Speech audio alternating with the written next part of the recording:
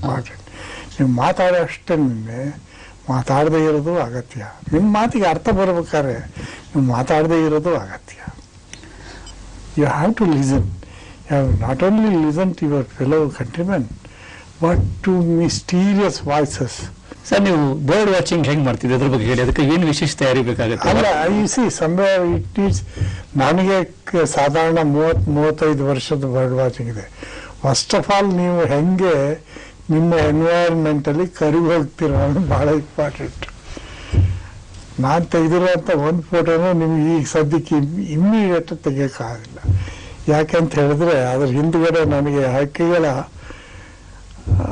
ವರ್ತನೆಯ ನಾಲೆಡ್ಜ್ ಇದೆ ನೋಡಿ. 20-25 ವರ್ಷದ ನಾಲೆಡ್ಜ್ ಇದೆಯಲ್ಲ, ಅದು ಏನು ಸಹಾಯ ಮಾಡುತ್ತೆ.